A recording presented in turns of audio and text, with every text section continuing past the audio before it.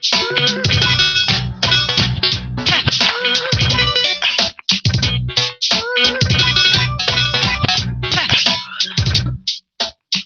morning, everyone. It is Saturday here in Chicago. The weather is beautiful.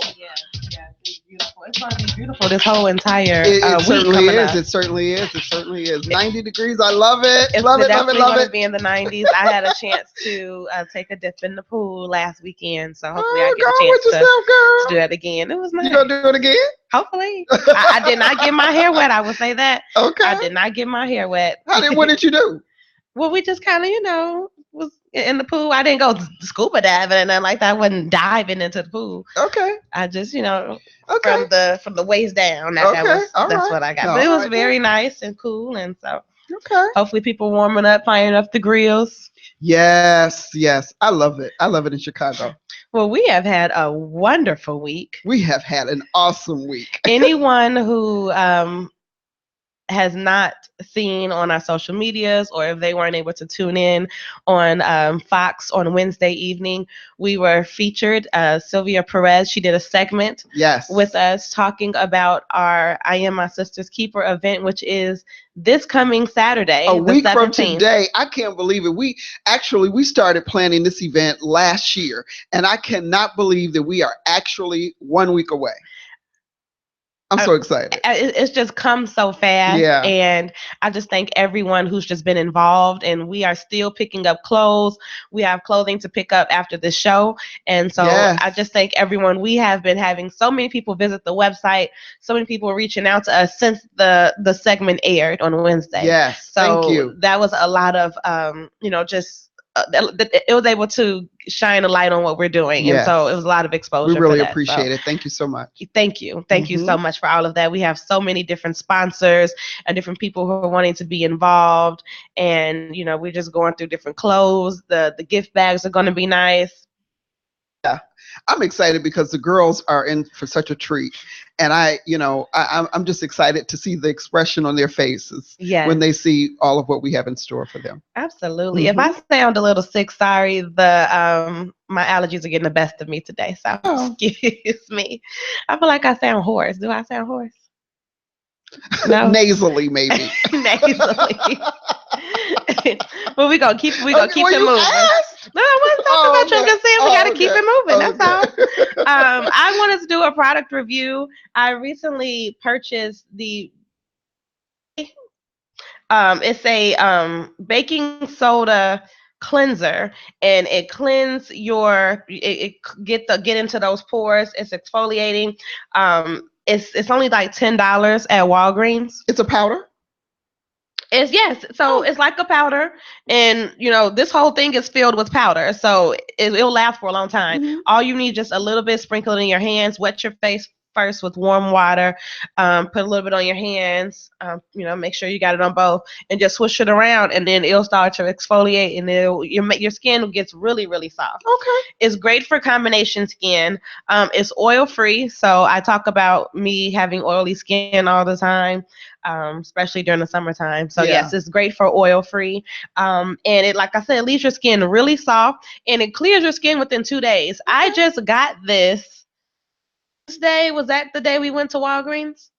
I don't remember. I think it was Wednesday, because that was the day the show aired on Fox. Yeah, so it was Wednesday when I got this, and I had a pimple right here on the side of my face, and it's gone now. Okay. So, when I like a product, I'll do a review on it. So I really like this. That's good. Yes, and it's only $10, and it lasts for a long time, so you can't beat it.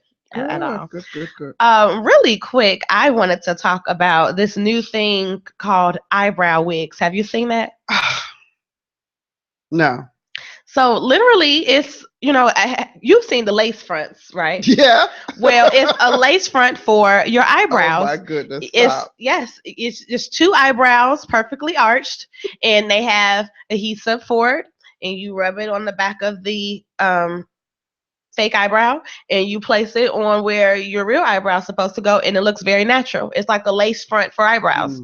But they range about $49, so they're not cheap. Assuming if you want some, good quality eyebrows. What I did like was the idea, because when I first saw it, I'm like, really, y'all just going too far now with the eyebrows. Is it that serious? But the idea originated from someone who had cancer, and they, suffered from, hair loss, and so, as a woman, you want to feel beautiful, this, that, and the other. I couldn't imagine if I had no eyebrows whatsoever. So she invented the whole idea of having lace front eyebrows. So apparently, like I said, it looks realistic. It's great for hair loss if you overpluck your eyebrows, or just if you need to fill them in. So because it's lace, apparently you still can see a little bit of your eyebrow. Hence where they said you can fill it in. So it is $49 and come in all natural colors. I'm sure that later on down the line they'll have red and blue. Whoever likes red and blue eyebrows.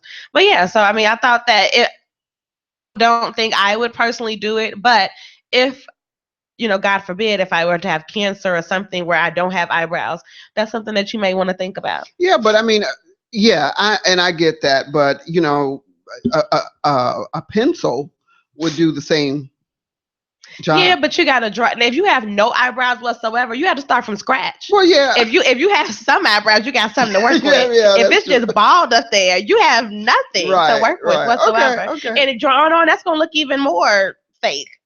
So apparently it's long lasting, and it's very easy to apply. So if you are interested, when you say long lasting, does it last like more than one day? Long lasting, or it's something that you apply daily? Well, I would assume that it would last, within the last few days or so. Okay. So yeah. Okay. Also one last thing I wanted to talk about was Janelle Monáe. Okay. At the CFDA Awards, which stands for Council of Fashion Designers of America. And so what it really is they are the highest honor in fashion and recognize the outstanding contributions made to American fashion in women's wear, men's wear, and accessories as well. Janelle Monáe, she had this jumpsuit that half of it was like a tuxedo jacket, but the other half was like cut out and it was black and white. Okay. It's Okay. Like bad. She has a really nice style. I really like her. Her style is on point. She's really starting to become a style icon, in my opinion, or fashion icon, because every event, every award show that she goes to, she's on point. She kills it every time. She kills it. I have to admit that. So go ahead, girl. I just thought I had to mention that. I thought she was bad. So. Okay. So listen, have you heard of this new reality show that's coming out? It's called The Real Side Chicks of Charlotte. Honestly, I did. I thought it was a joke when I first saw the picture. I did too. Well, apparently this is something that they are going to, they're doing pilot shows right now. And the show is based around side chicks and their perspective, using men for money. And they say it's the same way that men has been using women, but that they have absolutely no desire to become wives. They're totally satisfied with being the side chick. I saw there was a radio interview, and I saw that, and they were trying to justify being a side chick and how, well, some of us didn't know we were side chicks, but now that you still classify yourself as a side chick. Right. It's not cute. It's sad. Yeah. And I just you're settling. It's just ridiculous. And so one of the cast members, she was quoted as saying that same treatment as the main woman, then technically you're not a side chick. So what are you then? Exactly. Stop. I just feel like it's just you have no self-esteem. Right. There is nothing okay with sharing a man with somebody else. No. It's not okay. We talk about that all the time, and it's settling, and it's just unacceptable. It's just sad, and it's like women, anybody that's on TV, young girls they look up to. So you're gonna have girls like, oh, it's okay to be a side chick. Right. Now look at them, they on TV, and that ain't cute. No, it's not cute, and you're just lowering your standards, and it's just ridiculous. I was just so dumbfounded when I found out that this was a real show. Yeah. It's something that's really real. That's going to show people do anything for money. Anything for money, anything for a check, fame or fortune or whatever. Yes. Here's another story. A man shoots his neighbor after he discovered him trying to kill his own children. Now, let me set the scenario for you. There was a young girl, a child in the home, and she witnessed her dad or stepfather, I'm not sure which, the relationship, was trying to kill the twins who were 3 months old around them. She runs out of the house, runs next door, gets a neighbor. The neighbor grabs a gun and comes over, and he shoots the father that's trying to drown the babies, and he shoots him in the head and kills them. So, and he wasn't, arrested or anything of that nature. I think, he said he was trying to save the kids. I don't know why this man was trying to kill those children. I don't know that, but they were trying to turn it into a black-white thing because the neighbor that killed the father was white and the father was black. And so, they were trying to say that, he shouldn't have done it because, he's white. And no. The man was trying to kill his kids, and he did what he had to do. Exactly. And I didn't have a problem with that. I feel like that people always try to throw racism into something. That had nothing to do with racism. No. Like you said, you tried to kill your kids. What would anybody do? Absolutely. The man, whether they black, white, right. The man was, and so he was not charged, for murder. Exactly. Good. Because he said he was just trying to save the babies. They are 3-month-old twins, Are they okay? Yes. The man died. The babies are fine. That's ridiculous. So another story I had, this is kind of bizarre. Alex Rodriguez, everyone knows who he is. A-Rod, also known as. So he's reportedly receiving extortion threats from a former fling in the amount of $600,000. So what happened was this young lady got upset. Tell me what happened, girl. Right. So this young lady that he was dating, he broke up with her, and he started seeing J-Lo. Okay, so beautiful. Yeah, very pretty, very pretty. So he did a come up, right? So at any rate, so this young lady got mad and said, you know what, if you don't pay me money, I'm going to start revealing our private text messages. See? So she started out at one amount. He didn't take the bait. Then she came up. So now she's up to 600,000, and his attorneys are handling it. I mean, see, people who have money, whether you're a celebrity or not, y'all can't be just sleeping with any and everybody and sharing information, texting and everything. These women, they keep and collect these receipts so that way they can use them on you to get money. You are their meal ticket. So I mean, I just don't understand. It happens over and over and over again. When y'all gonna get it? Right.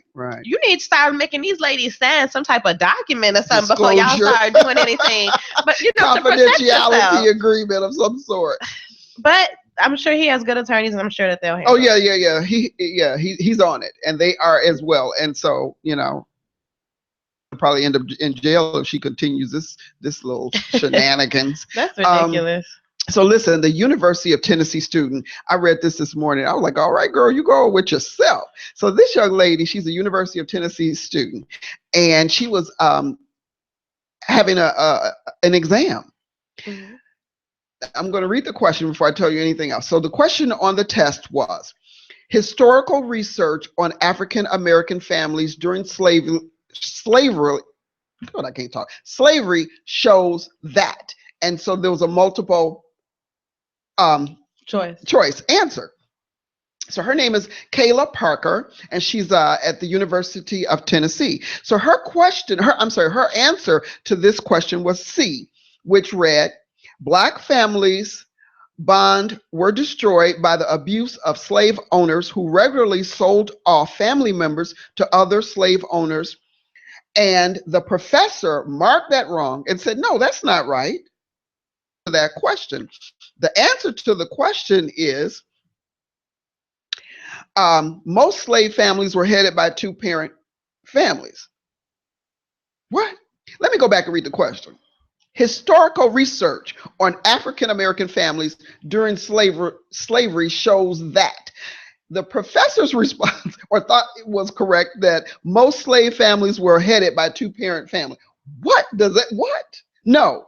So at any rate, so this young lady, what's her name? Kayla Parker, she challenged the professor. She said, no, I'm right.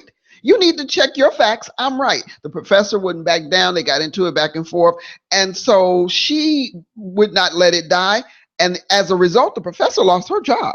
Good. See, my thing is, first of all, how you going to tell somebody else about their culture? One, about their race. One. Two, I feel like people who are not of our race, some of them aren't as educated about our history. Yeah. And some of them don't care about our history. Right. But don't sit here and challenge me, right, as if I'm the one. I think I know what I'm wrong. talking about.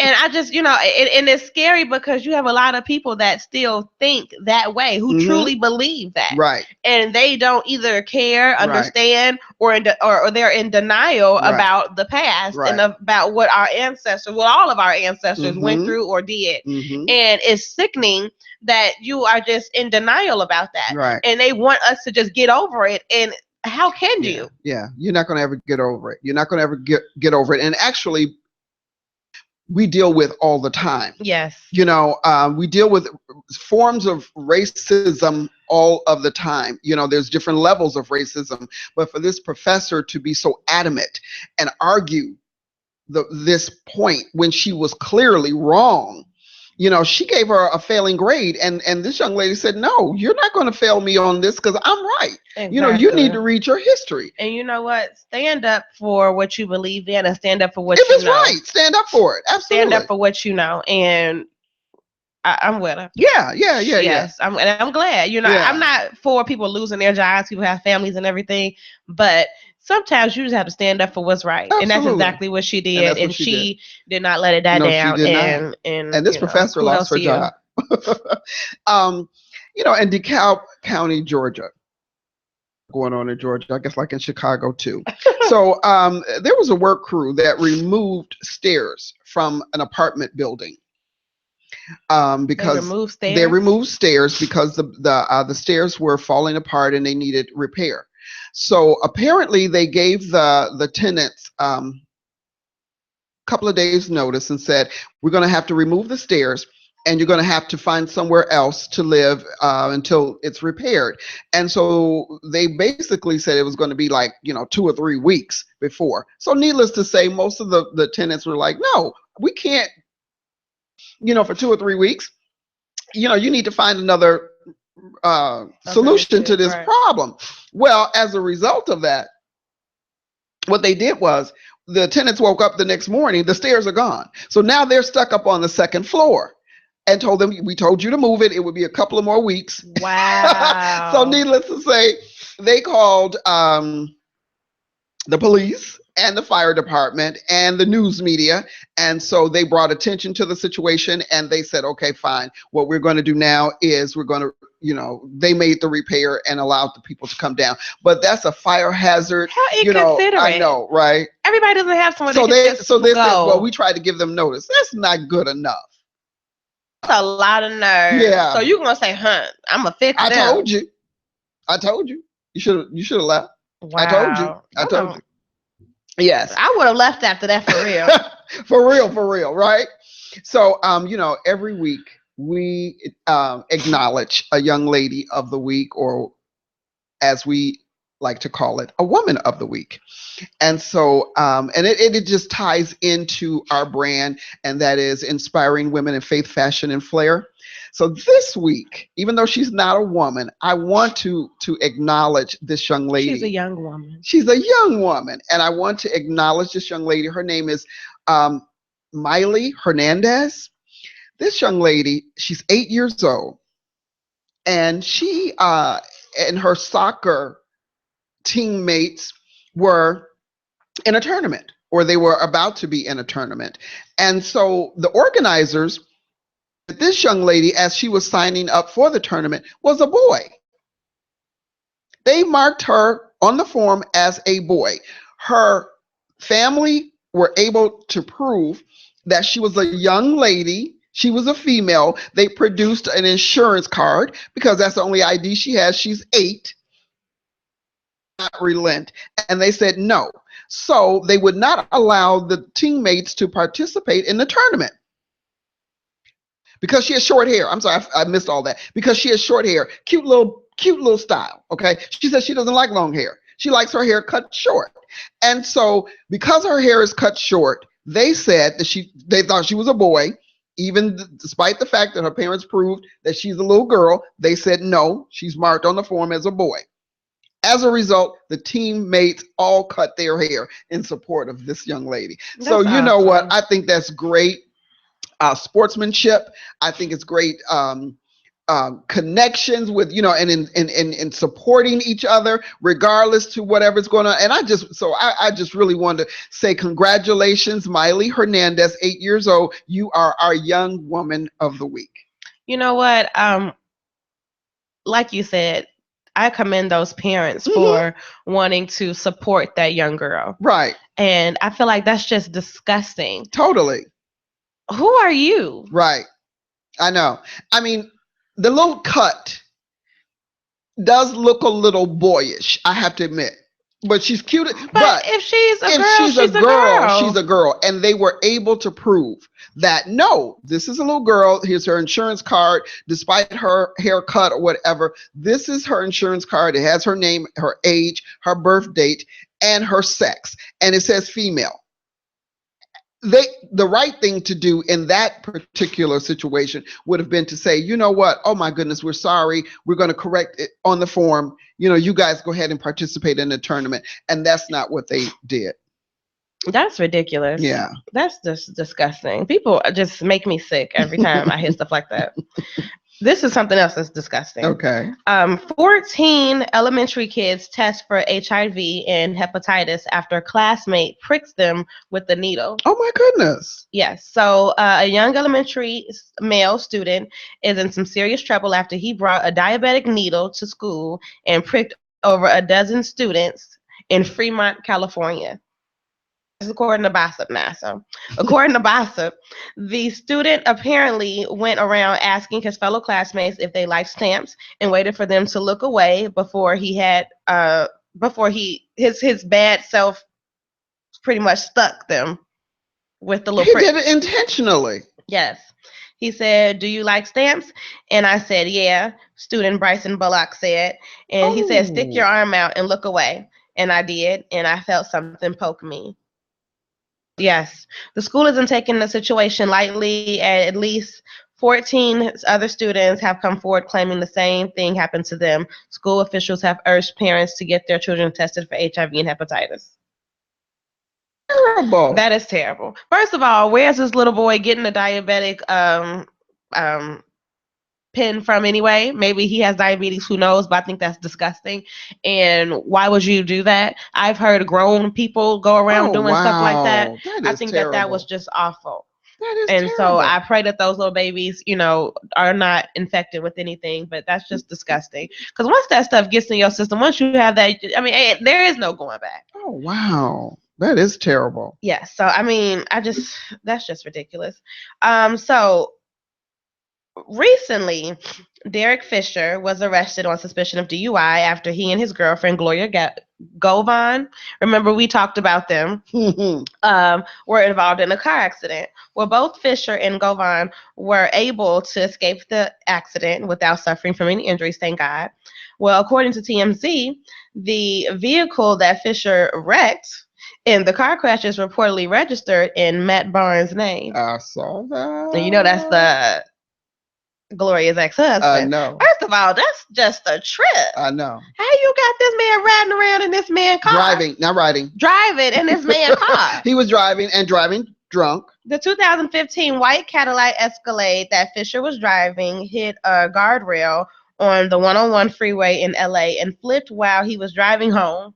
You had been driving really fast. Thank God they are okay. Maybe maybe Matt bought it for Gloria and it's her car, and then he's like driving his woman's car, and I'm assuming he didn't know that the car is in his name, because me as another man, I wouldn't be driving another man's car. Your ex-husband, I wouldn't be driving your ex-husband's car. That's just me. Me as another man. So let's make that clear. You're not a man. I'm just saying, right. If I was a man, me as a man, Yeah. I mean, I just think that's just right. How would you feel about that? No, I mean, first of all, as many kids as she had. Well, how many? She has 2. So she has 2 kids by this guy, and he, was in the NBA or whatever. So clearly, money isn't an issue. Girl, get your car in your own name. Okay. That's just ridiculous. And like you said, and if you, for whatever reason, he shouldn't have been driving it, and they certainly should not have been driving it drunk. Because thank God from the description of what happened, it's just a miracle that they're okay. Yeah. I honestly think that it's kind of embarrassing that you driving around, me and my girl, and then it's her ex-husband car. Had some issues in the past.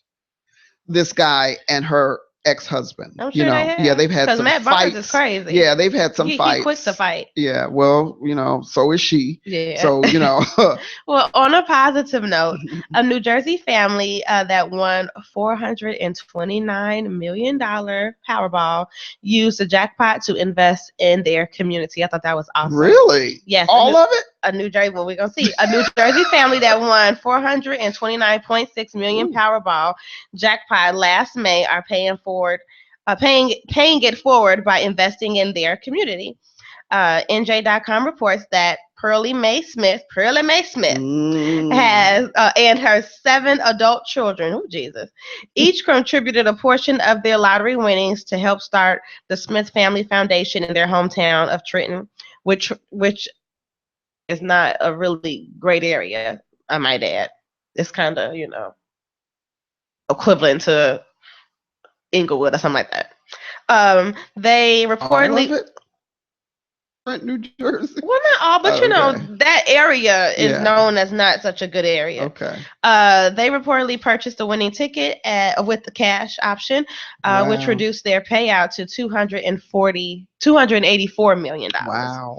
So awesome. They're buying grants for different people. They're starting summer programs for different kids.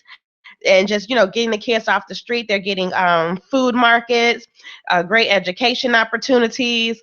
I think that is awesome. That is awesome. And I always say it. If I ever get blessed with $429 million or just $1 million, I would definitely give back because I have nowhere near $429 million now, and we're able to do I Am My Sister's Keeper. So I know I would definitely want to give back to the community. I think that's awesome because you hear stories all the time about how people are, they win all this money and they blow it foolishly, and then they live in trailer parks or something like that. Give back into your community. Yeah, that's great. That's great news. I think that is awesome. Mm-hmm. I think that if I had won, or if I were to win substantial, I certainly would give some to our church, and it has always been my dream to sponsor the needs of a shelter, a women's shelter. That has always been my desire, and because that's where our heart is, and so that's what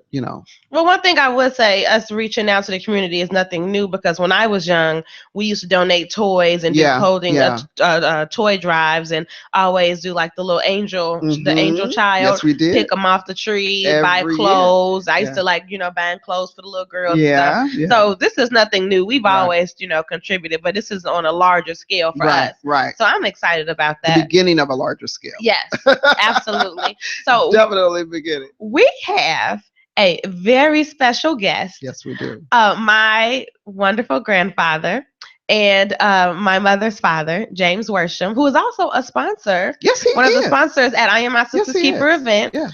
We're going to take a quick break, and you're going to meet our wonderful grandfather and father. We're going to talk about Father's Day and just being a dad, and just how it is to, have wisdom and raise children. He had 3 kids. He has 3 grandkids. So, yes, when we come back, you will meet Mr. James Worsham.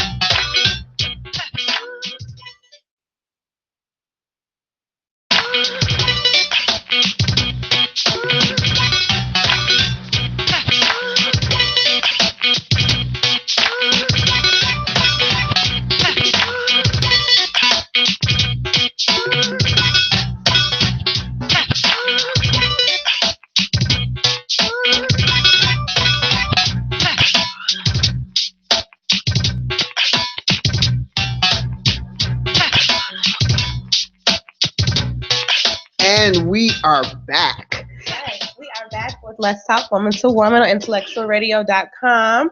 Thank you for everyone who has been watching and just now tuning in. We have a very special guest here, Mr. James Worsham. Hello. Hello there. Hi. Hello Talking there. to the mic just a little bit. Okay. There All you right. go. Hey. You know, it was Brittany's idea just yesterday that we have him on our show. Unfortunately, we're not going to be here next week because we are going to be at our event, I Am My Sister's Keeper. And as everyone knows, that next Sunday is Father's Day. So we want to say in advance, Happy Father's Day to everyone. But Brittany had an idea to bring my dad on, her grandfather, him to give us a perspective on fathers and just his opinion. And so, you know, before we get started, let me say this. One of the things that you have always instilled in us was, and I hear this all the time because we heard it almost every day, let your word be your bond. So that's something that stuck with me all of my life. And I've even passed it on to Brittany, you know, and we all know that it's one thing, anybody can father a child, but it's something else to be a father to a child. Absolutely. So what is your philosophy on fatherhood, and how would you define a father's role? Well, the father, I think, should be the mainstay in the family, if it's at all possible, and should set an example for the children, and then they're going to do what they see you do anyway. So you might as well try and set a good example. Right. You know. Okay. I always felt that it's nice to be friendly with your children, but you shouldn't be pals. You shouldn't be friends. You should be a parent. And later on, as they get grown, you kind of develop a better friendship. But in their infancy and their learning years, then you should be there as the stable parent, showing them the correct way to go. Yeah.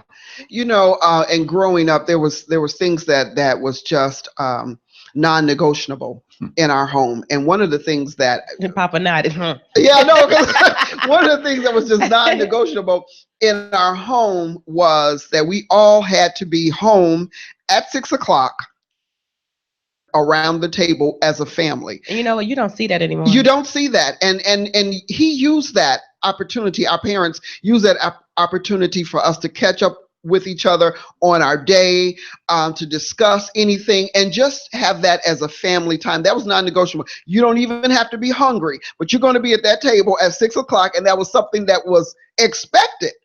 You know, that's what we did every day. And so those are the type of things that, like you said, Brittany, you don't see that.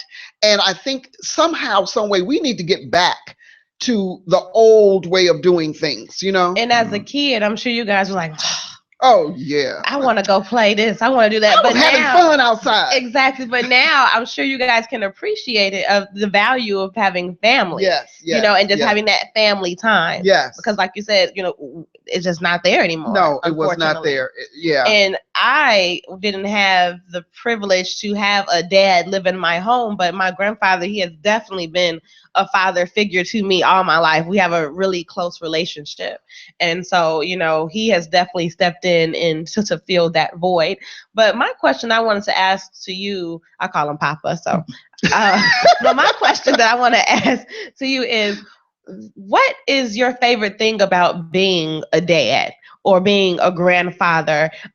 Just having that father figure role. What would you say your most rewarding thing is?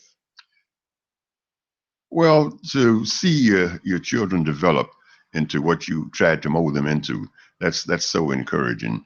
And I have to say, all of my children were born and raised in Chicago, and they were exposed to some of the same elements that everybody else was. But I'm happy. I have never had to go and out of jail. I never had to do anything like that. They weren't angels by no means, you know. But Wait. I was. No, they weren't angels. He was nah. But they did have family values, and they were obedient. Now, when she speak about the dinner, I think that's so important because they didn't really know it at the time. We didn't tell them you're going to come in and have dinner so we can all get a chance to relate what happened during the day. It just formulated. We just let it flow. And as we would come in, everyone would just sit at the dinner table. That became the most important part of the day. And you automatically begin to say, what happened to me? What happened to you? And that's where we did that every day. Every day. And it was just a thing that I think helps to strengthen the family and to really make the family bond together, you know. I want to know. So I asked you what was your favorite thing. What was your least favorite, or where did you find struggle in being a dad? More like me, or what was it? I highly no, think that really, wasn't the case. I really didn't have a problem. My main thing, as they were really growing up, I was concerned about finances. You know, you want to present the image of being the protector, being the provider, and I have to admit there were some rough days. And, you know, you want to try and give your children more than what you had. And sometimes that was quite difficult to do. But I'm thankful for it because it showed how that you can survive through different adventures and you can just come out on top. Yeah. Sticking together and having faith in God, it's surprising. Amazing what you can do. You know, when he speaks of, and one thing I want to say, which was so key, sacrifices that my parents obviously had to make in our developmental years of us coming up. We didn't know it. We did not know about the struggle. It was after the fact that we became of some age, and my father took out, several jobs, just to make sure that his family was fed, just to make sure that our basic needs were met. My mother worked, my father worked. I remember, Daddy, you used to drive this little school bus. He did. Yes, he did. He was a part-time. He was a part-time school bus driver, and I don't know how long it lasted, but as he used to bring Vance and I, my brother and I, along with him, after we got out of school. And that just shows you that how he and my mother worked together. We were out of school. We weren't at home by ourselves, or we were with him, and he was doing whatever he had to do to make sure that his family was fed and the needs were met. He wasn't out dealing drugs. He wasn't out doing anything illegal. He got a second job, and I respect that. And I think sometimes we have a tendency to want to take the easy way out. If you run across hard times, well, let me go sell this drugs. Let me go do this. Snatch that purse. Oh, thank you. Let me go snatch this purse. Let me go rob this bank. Let me go rob this lady. No, get a job. Find one. Start a business. One. Exactly. Make one.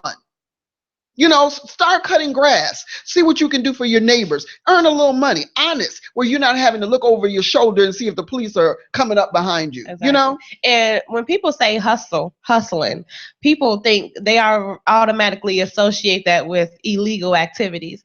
But hustling that can be, having several different jobs. Absolutely. You're hustling. You're a motivator. You're determined to make sure that your family can eat.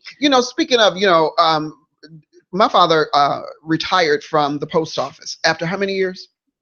46. Oh, Jesus. I can't even think about working nobody's job for 46 years, but at any rate. So he retired from the post office for 46 years. What was your first day on the job as a postal carrier like? Please tell us what happened to you on that very first day of taking that job.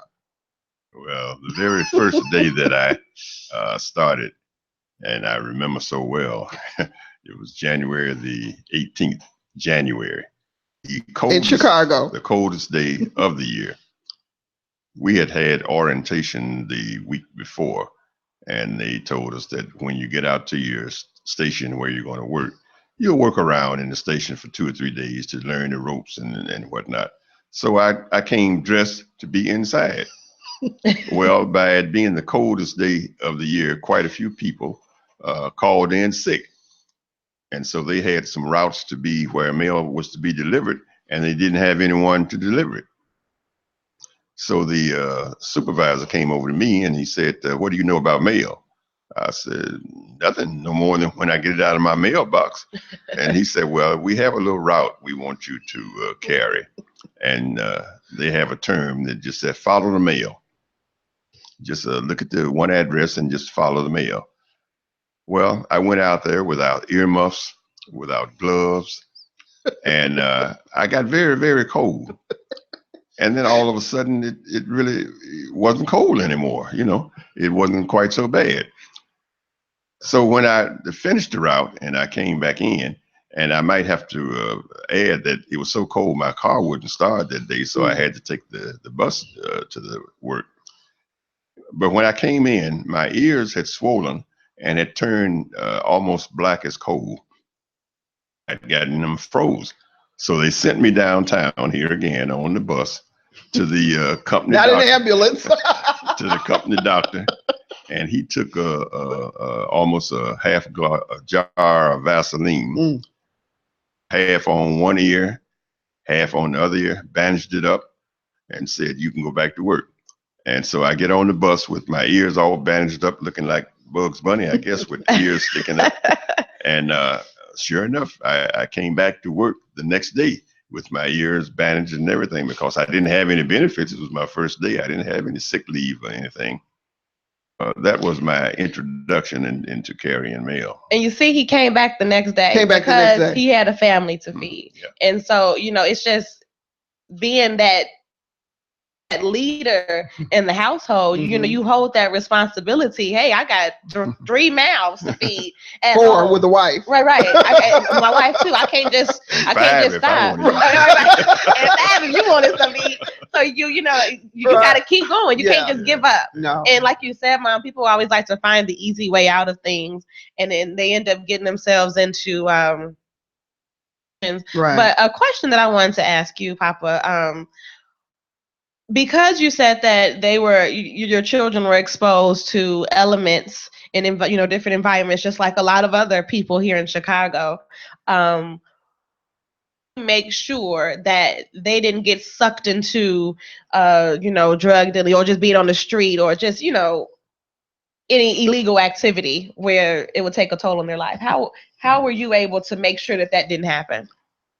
Well, to be honest, you can't be sure. All you can do is your best, and your best is to constantly tell them and then live. Let them see you as an example. And so they saw that their mother and I, we didn't lead that type of a life, and we sat down and talked to them and told them we don't understand how people can hear about drugs and hear about what it does, and they still venture off into it. And then the next thing they're hooked and their life is ruined.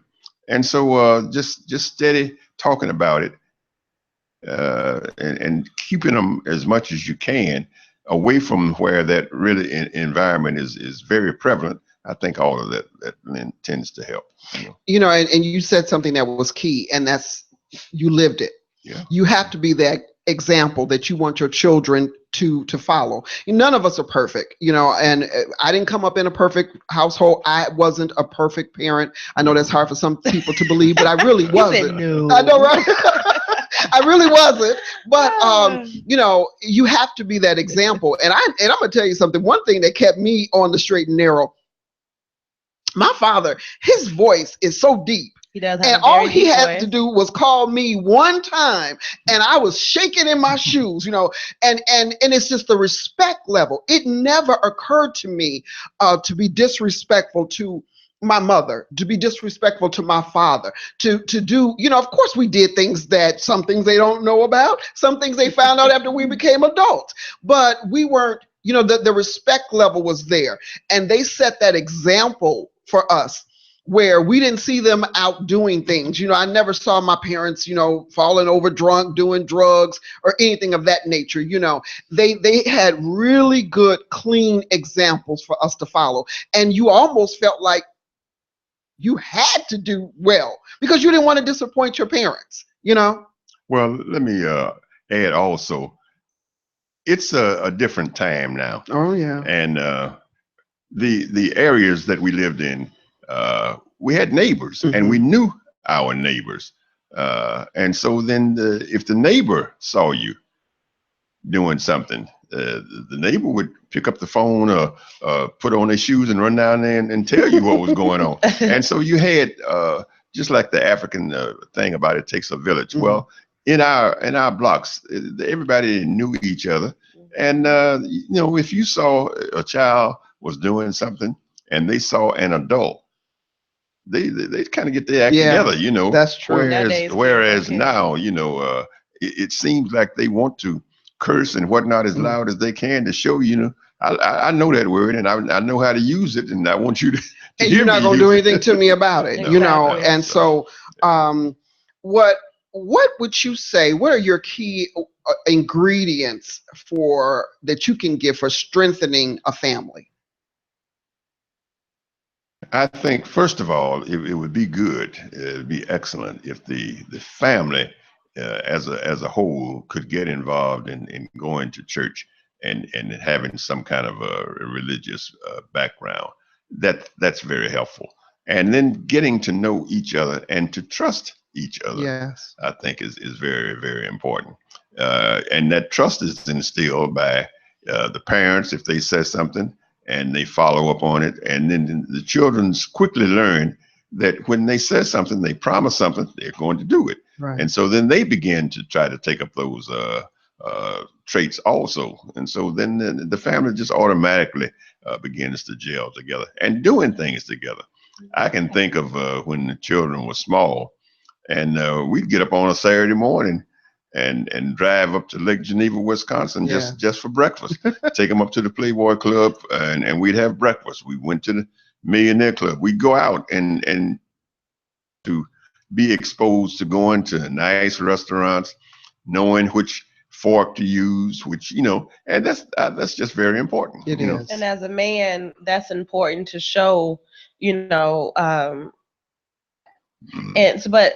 I want to ask you, what would be, if you can give the best advice you can ever give to a father who's younger, who's in their 20s, 30 years old, and they have kids, whether it's 2 or 10, what is the best advice that you can ever give to somebody who's a dad?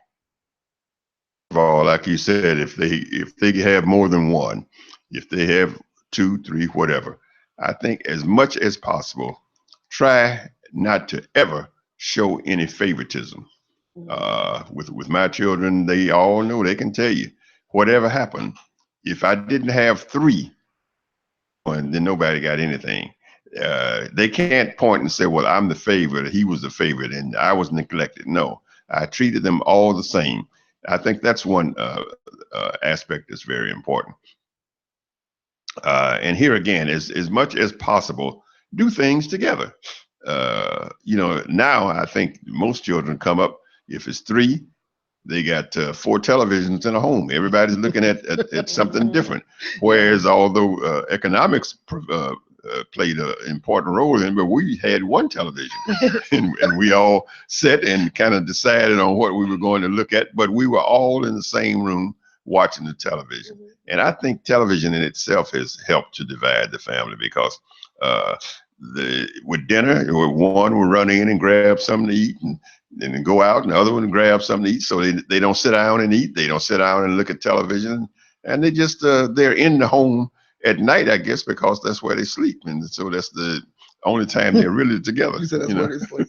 Well, like I said before, anyone can father a child, but a real man to be a father to a child. And I want to publicly say, how much I appreciate not only you being a father to me, but you being that person who has provided wisdom and guidance. And, you've been such a strong tower in Brittany's life. And I got several lives.